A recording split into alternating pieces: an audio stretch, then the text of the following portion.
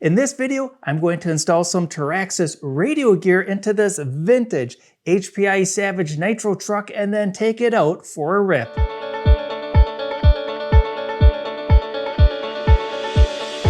Welcome to Adventure RC1. My name is Greg, and this is a continuation of the video series on rebuilding this vintage HPI Savage. As a part of this series, I'm trying to do this as quickly and cheaply as possible, which means I have to do this in a smart way. In this video, we're going to be installing the radio gear and bolting on some of the missing parts onto this truck. Now, rather than bolt all the radio gear into the truck and then see if it works, I'm going to do that on the bench outside of the truck. Once everything looks good, I'll install it inside of the truck and then replace any of the other missing screws and pieces and parts on here to take it out for a rip. Radio gear, let's get started with this. I've got a battery box, a switch with a charging port on it, which is really handy. Of course, the Traxxas radio system that I'll be using. Here's the stock servo that was for the truck. The previous owner said that this was way underpowered and he wasn't sure what was really going on with this one. This too, even with the servo saver on it, is incredibly light. Some other options that I have are the Traxxas steering servo that I took out of the other rebuild project. This has been known to be underpowered and really slow, so I'm not sure if it would be much more of an improvement. I also got, as a part of the truck, this high-tech servo. This has metal gears in it. It's slightly more powerful, like maybe 10 or 15% more powerful over these two. However, on the T-Max rebuild, I did order this one, which is about 3 to 4 times more powerful than all of these. So I think I'll be installing this. The Savage still has the throttle servo in it, and normally I would just replace that right away. But you know what? The control arms for the throttle and the brake are still configured, so I'm going to go out on a limb and say this is probably still good, and right now I don't really want to mess with anything. I really don't have to. I'll keep this in for now. The outdated servos, I'm going to get those off to the side and start with the battery box. It needs a connector on it, and I've got some servo extensions so I can get it up to the switch. The soldering iron is warming up. This thing is old. I bought this way back in 1994 and it still works like the day I bought it. And to help me keep track of what I should do over on this end, I've got the charge cable for the receiver battery pack, and I'm going to plug that in right now so I don't get confused. If it'll go in. Is this connector bad? It's got some weird stuff going on. Well, for now, we'll pretend that's good. So I need to find the appropriate connector like this one over to the battery pack. Maybe I got a shorter one. There we go.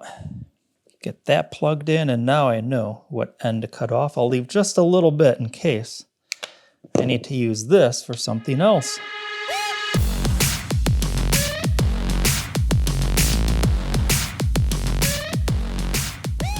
Once I know the truck is running correctly, this is definitely something I'm going to go back and replace, but for today, this will do.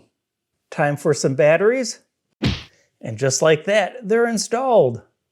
This is so weird. I was putting rechargeable batteries in and I couldn't get the last one in. I had to grab 2 regular batteries to make sure that everything else fit. Of course, I normally wouldn't recommend doing this, but just for today, I think we'll let it slide. So the radio system is not working, and I've traced it down to the battery box. This is why I hate using these things. There's actually a bad terminal right there. The battery's on it, but it's not making a good connection. So there's one of these in the T-Max that I'm rebuilding, so I'm going to go rob that one out so we can continue with this project. The battery box is all sorted out. Let's check out the radio. I've got throttle. And I've got some steering. Yeah, I'm so glad I sorted out that battery box before trying to pack everything in the truck. That would have taken forever to figure out that it was the battery box. Moving forward though, I unplugged one servo and now I've got the throttle servo plugged in, and now I've got working throttle and working brake. Well, I'm hoping that battery box is the biggest hurdle to getting this Savage back up and running today, but little things like that make projects like this a lot of fun. Next up, I'm going to bolt the radio gear in. That should be fairly straightforward. After that, I've got some kibbles and bits like these skid plates to bolt back onto the truck. I do have to have those on because otherwise the differentials are going to be exposed underneath, and the ladder framework of the Savage has interlocking tabs, which these skid plates are a part of. I'll make sure I've got all the right fasteners. I dug out everything that I've got, including miscellaneous fasteners, M5, M4, M3, and even some self-tapping plastic screws. Well, I didn't get too far. I'm trying to remove the servo horn off for the steering, and the screw is stripped out. I'm going to have to drill that out to get the part off. The steering servo is installed. Now I can place the skid plate onto the truck. This is what I meant by this kind of the interlocking tabs between the frame and the rest of the truck. The metal and plastic front skid plates are in place, and normally I'd lock the threads in place using some silicone sealer. It works great for both machine threads and self-tapping screws. However, to speed things along in this build, I'm going to go without. The front skid plates are quickly followed by the rear skid plates. And with everything jelly side up, I've got the front bumper reinstalled and, of course, the rear bumper installed. And now this is really starting to look like something. Just need to finish up getting the radio installed and getting all the wires tidied up. The radio gear has been fitted and everything's looking pretty good. Unfortunately, I can't fit the cover on because the Teraxis receiver is just a little bit wider. Everything else, though, looks really good. Little test on the throttle, that looks great. I'm holding the camera, so I can't really do the steering, but we can hear it. But the servo saver is really kicking in and getting a lot of lost motion. But once the wheels are picked up, there's a lot of speed and power to get these big, gigantic monster truck tires turning. It might be held together with duct tape and chewing gum, but this is looking pretty good. After taking a short break in the house and stepping in some cat puke because no day is complete without that, I'm now ready to fuel up the truck, take it outside, and take it for its first rip in probably 10 to 15 years. I'll meet back up with you outside. Well, let's see what this does. I hope I've got enough duct tape and chewing gum to hold this all together. And for extra fun, I've got the body off so I can see if I can catch the antenna either in the wheels or at the spur gear. Let's see if we'll get this fired up.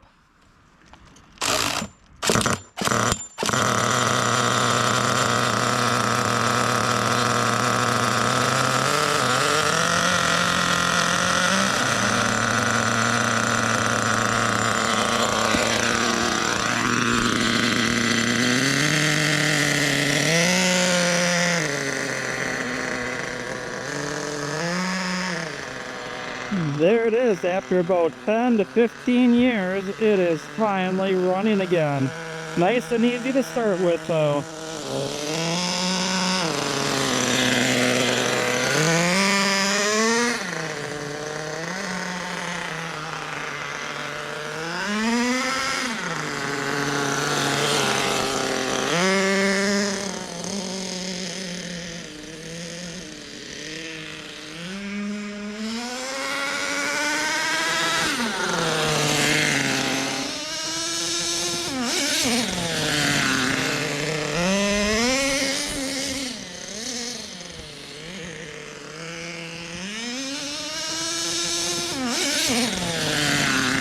That looked pretty good. I'm going to get the body on and take this out in the backwoods. That way, if I, for some reason, get a runaway, it's going to crash into a tree awfully quick. I'll meet you back out in the woods.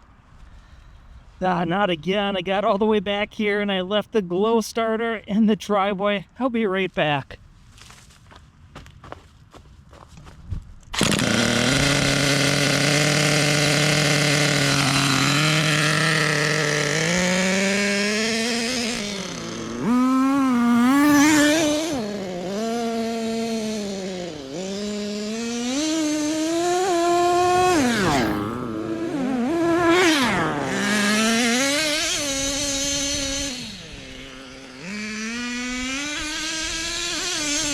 Whoa!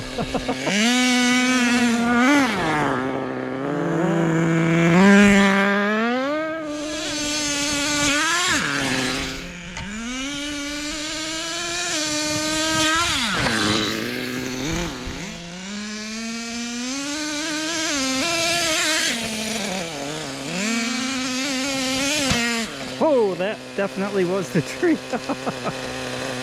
Knocked some twigs off the tree.